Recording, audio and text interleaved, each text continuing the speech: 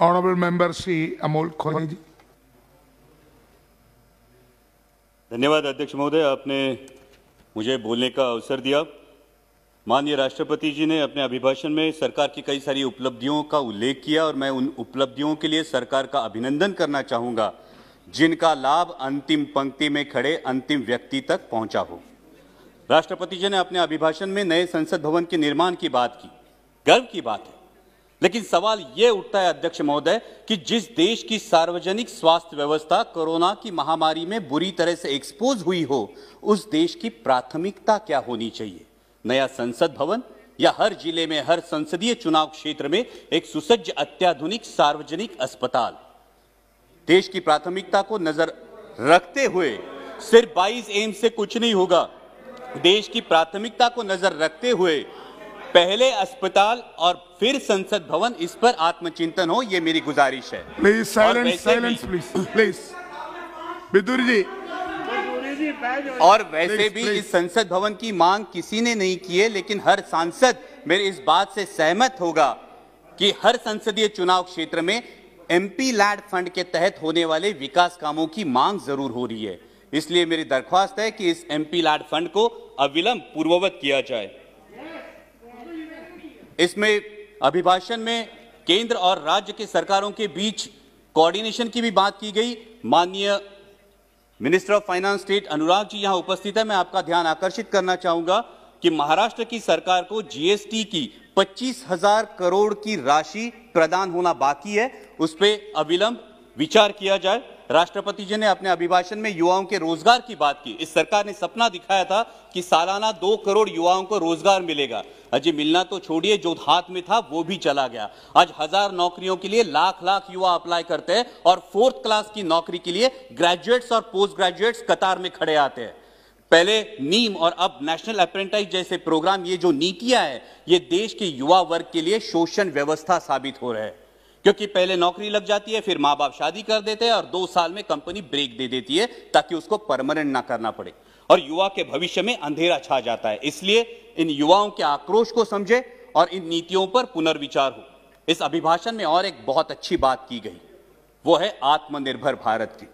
जब हम सबने सुना था कि देश को बिकने नहीं देंगे तो हर किसी को गर्व महसूस हुआ था, लेकिन शायद उसके बाद OLX का विज्ञापन कुछ ज्यादा प्रभावशाली साबित हुआ और वो नीतियों में भी दिखने लगा। बेच डाल, BPCL बेच डाल, BSNL बेच डाल, एयरपोर्ट्स बेच डाल, सीपोर्ट्स बेच डाल। अब डर लगने लगा है कि यह आत्मनिर्भर भारत की बात हो रही है या फिर चुनिंदा पूंजीपति निर्भर भारत की।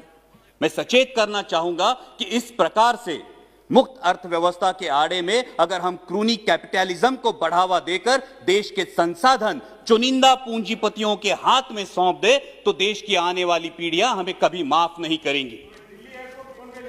इसमें राष्ट्रपति जी के अभिभाषण में किसानों की योजनाओं की बात की गई, लेकिन आज जो हमारे अन्नदाता, हमारे किसान भाई दिल्ली की सरहदों पर आंदोलन कर रहे हैं, जिसमें 200 से भारतीय, मैं भारतीय कहूंगा, 200 से भारतीय शहीद हुए, उनके प्रति कोई संवेदना इस अभिभाषण में नहीं दिखाई दी।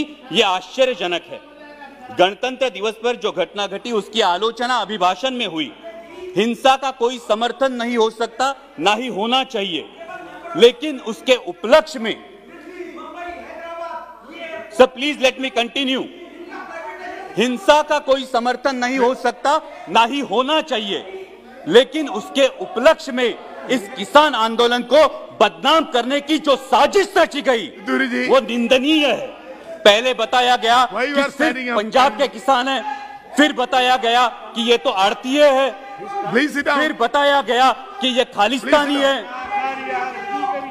Please sit down. Bidur ji, Bidur ji, honourable member Bidur ji, बैठिए बैठिए।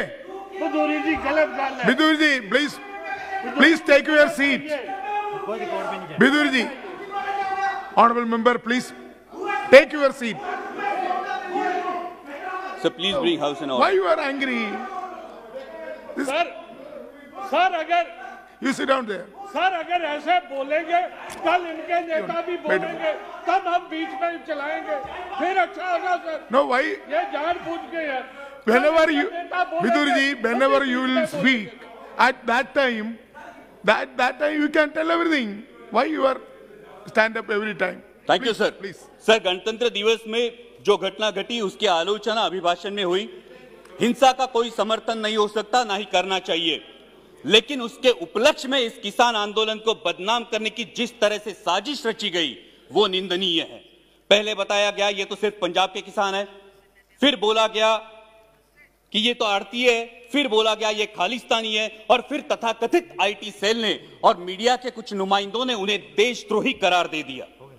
मैं पूछना चाहूंगा कि सर, जो बाप अपने 18 साल के नौजवान बेटे को बोलता है उठ तुझे फौज में भर्ती होना है, तूने बेल्ट की नौकरी करनी है, जो मां अपने बेटे को बॉर्डर भेजते हुए बोलती है कि अगर दुश्मन ने देश पे गोली चलाई तो तूने अपना सीना आगे कर देना है, तो वो देशद्रोही कैसे दिए जाते हैं?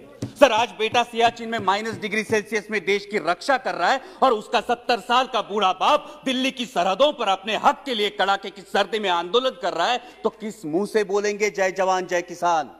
और सर, आज तो देश को 2 नए शब्द मिले हैं, उसमें से एक है आंदोलन जीवी। मैं शुक्रगुजार हूं इस शब्द के लिए, कारण महाराष्ट्रातले भाजपचे नेते सतत उठसूट आंदोलन करत होते, त्यांना काय म्हणायचं ते आम्हाला या शब्दामुळे कळलं। पण ज्या कष्टकरी वर्गासाठी आमचे बाबा आढावांसारखे सामाजिक कार्यकर्ते वयाच्या 90 ठामपणे उभे राहतात, ते मात्र महाराष्ट्राचा अभिमान है। लेकिन मैं पूछना चाहूंगा सर आपके माध्यम से कि जिस देश की स्वतंत्रता की बुनियाद ही आंदोलन हो, उस देश में इस बात का प्रयोग कैसे किया जा सकता है? सिर्फ 1 मिनट में कंक्लूड करूंगा सर। यहां पे कई माननीय सदस्य बोलते हुए उन्होंने परराष्ट्र में जिन्होंने अच्छी बात की उसकी सराहना की, लेकिन ये कैसी विडंबना है सर, जब ब्राजील के राष्ट्राध्यक्ष संजीवनी की उपाधि देंगे तो हम खुश होंगे, जब अमेरिकी पूर्व राष्ट्राध्यक्ष हाउडी मोदी बोलेंगे तो हम तालियां बजाएंगे, और जब कोई विदेशी मानवता के दृष्टिकोण से किसान आंदोलन पर टिप्पणी करेगा तो फिर वो फॉरेन डिस्ट्रक्टिव आइडियोलॉजी हो जाती है। सर, ये बैरिकेड्स लगाना, ये फेंसिंग करना, ये किस प्रजातंत्र का लक्षण है? सर, महामहिम राष्ट्रपति जी ने अपने अभिभाषण में आर्य चाणक्य के पंक्तियों का उल्लेख किया, लेकिन मैं इस सदन को बताना चाहूंगा कि उन्हीं आर्य चाणक्य ने यह भी बताया है कि जब राजा का अहंकार प्रजाहित से ऊपर उठ जाए तो समझ लेना कि उसके शासनकाल का अंत निश्चित है। और इसीलिए मैं दरख्वास्त करूंगा कि संवेदनशीलता से इस समस्या का किसानों के हित में हल निकाले, ताकि फिर हर देशवासी गर्व से कह सके जय जवान जय किसान।